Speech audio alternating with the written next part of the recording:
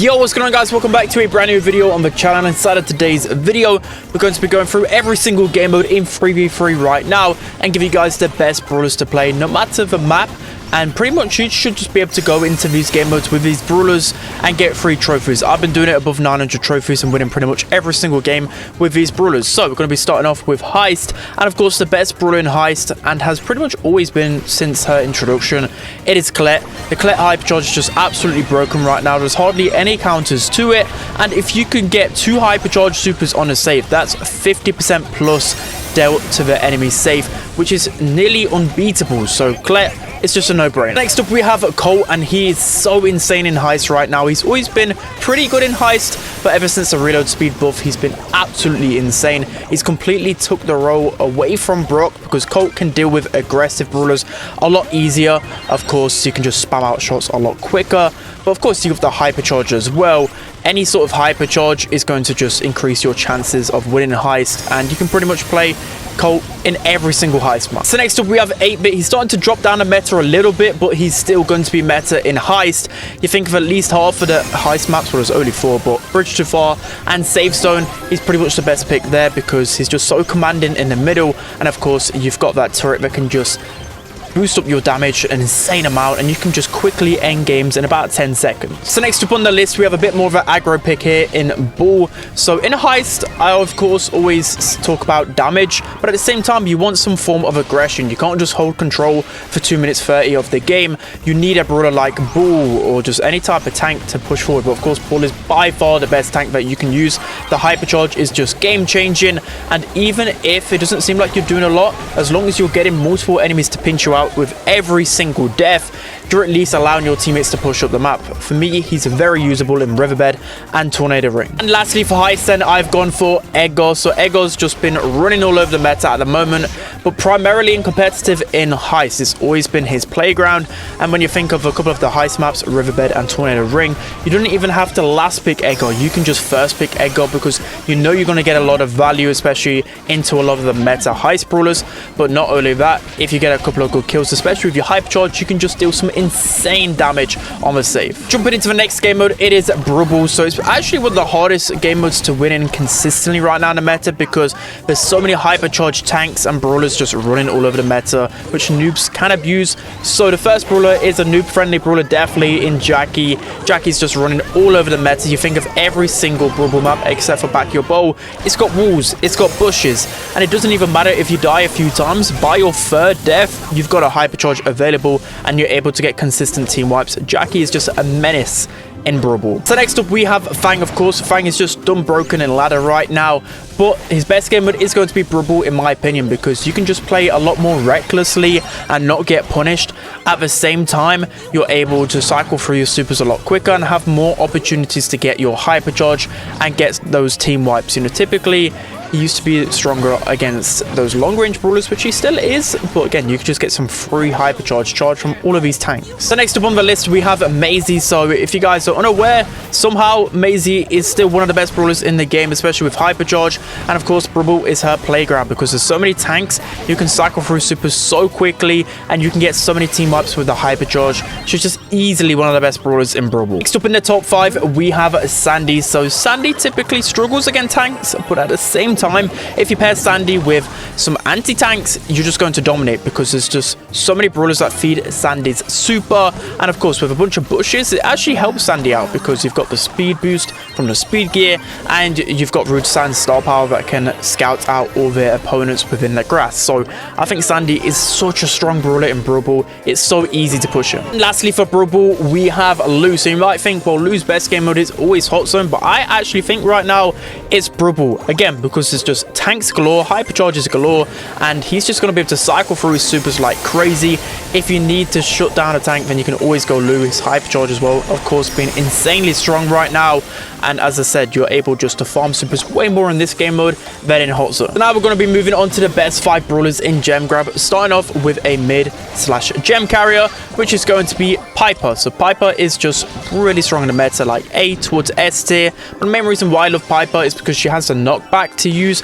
I'll never use a homemade recipe on Gem Grab because, again, there's just so many assassins in the meta, but it's actually really good shutdown, especially super as well. So you're pretty much always safe using Piper as a gem carrier, and a lot of maps are really open, so you need a good long-range brawler like Piper to pinch your lane. So next up on the list, we have Leon. So you could probably make a case to put Leon in every single game mode, but Gem Grab has always been one of his best ones. So main reason being is because I love using his lollipop drop gadget next to kind of the mid area, so your gem carrier can easily pick up gems and establish a good early lead, and then you can just cause havoc in Gem Grab. It's just really in favor of assassins right now, getting in behind, constantly going for the gem carrier and getting a lot of pressure, and Leon is the go-to in that area. So next up on the list, we have Amber. So Amber's just a consistent brawler in multiple game modes, but I think Gem Grab is going to be her best one because you're able to establish control on lane so easily right now, especially with the big damage boost. But not only that, you've got the 5 starters gadget, which is actually really good on a certain few Gem Grab maps where you're able just to sit behind a wall and abuse it, because you will literally delete anyone that wants to push close to that wall. So for me, I always see Amber being picked in Gem Grab, and it always works. So next up on the Gem Grab list, we have Charlie. So Charlie can make a case with her being one of the best brawlers as well, but in Gem Grab, the reason why I like her a little bit more is because of the mechanic where you can super the enemy gem carrier and the gems get dropped. I just love that aspect about Charlie. Well, I kind of don't, but at the same time I do when I'm the one playing Charlie. It can make some really amazing plays. I don't know why it actually does that, but it's just really fun, and you've got to abuse that mechanic with Charlie. And of course, Charlie's just an S-tier brawler, one of the best brawlers in the game, so it just makes sense to go her in Gem Grab. And lastly, for the Gem Grab list, we probably have the best one here in my opinion. It's going to be Miko. So it can be pretty hard to get things rolling with Miko, but once you get that first super, you're able just to consistently go onto the gem carrier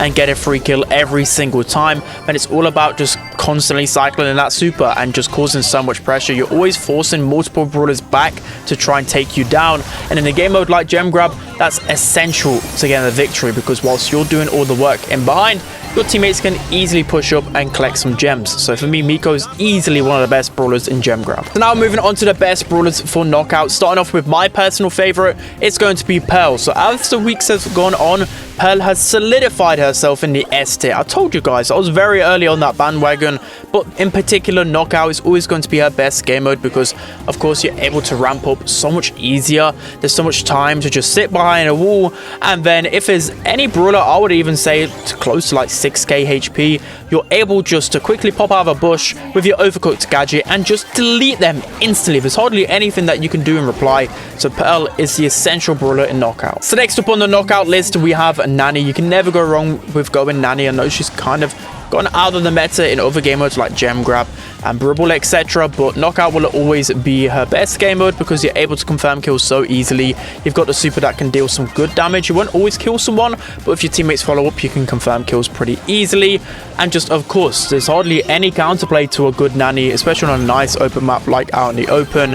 It's just a free win. So next up, we have Gray. So you can't just play Gray on every single knockout map because the longer the range, the more likely you are to get countered. But there's just so many good knockout maps where you can just easily push up behind an unbreakable wall or just any wall.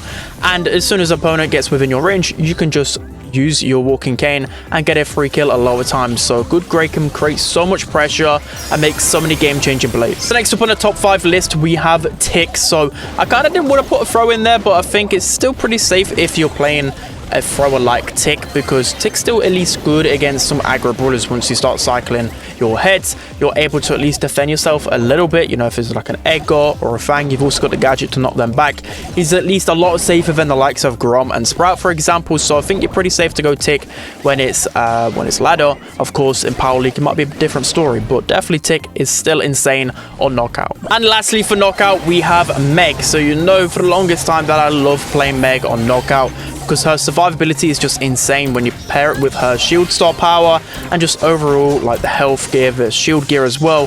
She's just pretty much unkillable. And the best thing about Meg as well is that consistently you'll go up against Nani and Piper and you'll counter them because it takes them so long to kill you. Even if they deal insane amount of damage, it will still take them 4 or 5 shots to actually take you down. Whilst they're near enough to taking you down, you're basically pushing them back all the way into spawn because of how tanky you are. So I love playing Meg in knockout. So now we're going to be jumping into wipeout / bounty, depending on whether you play ladder or power league, but going to be starting off with one of my favorites, RT. So RT is always pretty underrated, underappreciated a lot of the time, but a good RT can definitely make things happen. You're not going to absolutely carry with this brawler, but the good thing about it, if you've got another heavy hitter with RT, you're just going to be deleting people consistently. And there's not much that actually counters RTs, so he's always a safe pick when it comes down to these game modes. So next up on the list, we have one of the best brawlers in the game in Fang. So even before Fang's hypercharge, this used to be one of his better game modes because typically you're going to be facing brawlers that are quite squishy, like Piper, like Nani, etc, etc. All of these sharpshooters, which Fang does counter because a lot of times you can just get that fresh kicks kill so easily, which will cycle his hypercharge even more. So it's just free for Fang. The next up on the list, of course, it being wipeout, it's going to be Nani. You can't literally, I've tried to put a different brawler in here, but you just can't because Nani is just so good against every single sniper. There's nothing that counters Nani. You're thinking Shooting Star, you're thinking the Great Open. It's just such a wide open map where Nani just completely dominates on. Next up on the list, we have Piper. So just like Nani, you can't go without a wipeout tier list without putting Piper because she's so strong in this meta, like A tier, even close to S tier now. And the good thing about Piper as well, you can easily switch out gadgets if you think you're going to be facing off against multiple aggro brawlers, but Piper's just solid overall. A good Piper will definitely carry on these game modes. And lastly, for this game mode, we have Leon again. So I know he's in pretty much every single game mode, but this is one of his best ones for sure because again, the meta is just so good for Leon. So before, when Leon was trash, this was actually one of his only usable game modes because he could counter certain brawlers like Piper, Nani, those sharpshooters. He just feasts on them so easily. You just need that first super, and then there's nothing they can do when he's literally up close and personal with them. So I just love Leon on this game mode. For the final game mode, we have Hot Zone. So starting off with Boaster. I know I tell you guys that he's a little bit overrated, but I think in Hot Zone he is pretty good. When you think of the maps, you think of Open Zone, Ring of Fire, he's going to be pretty good. His mines are just going to help zone enemies away from that zone in the middle. So I just think he's pretty good in this game mode. So next up we have Stu. So Stu has always been one of the best brawlers in Hot Zone. It still hasn't changed in this meta. You're always going to get value out of him, and especially since Leon is one of the best brawlers in the game now, Stu being the best counter, he's actually got even better. Next up on the list we have Leon. So of course he's on the list again about 3 or 4 times now, but in Hot Zone he's insane because there's always a spot on every single map where you can easily put that lollipop drop behind, and it's just impossible for the teammates, for the enemies to destroy it. And of course Leon just can keep cycling so easily on Hot Zone. It's just really easy to dominate with it. So next up on the list we have Cordelius. So he's only primarily really strong on a couple of these Hot Zone maps, but the reason why he's so good is because you can just remove the enemy from the objective and easily win a 1v1 with your jump gadget, and he counters a lot of the meta brawlers on this game mode. The final brawler we're going to be taking a look at is Pam. So of course Pam is pretty decent across multiple game modes, but the main reason why you use Pam is for Hot Zone, especially with the mythic gear. It's just really hard to actually kill her. I'm thinking Ring of Fire and Open Zone in particular, those are going to be our best maps, and she's just so beefy that she's able just to survive so much and get so much percentage. So that's going to be it for today's video, guys. I hope you enjoyed it. Let me know who I've missed out on maybe in one of these game modes, but I think pretty much these are pretty solid. Again, I tested these out for myself with randoms, and I pretty much won at every single game. So don't forget to like, comment and subscribe, and I'll see you guys next time.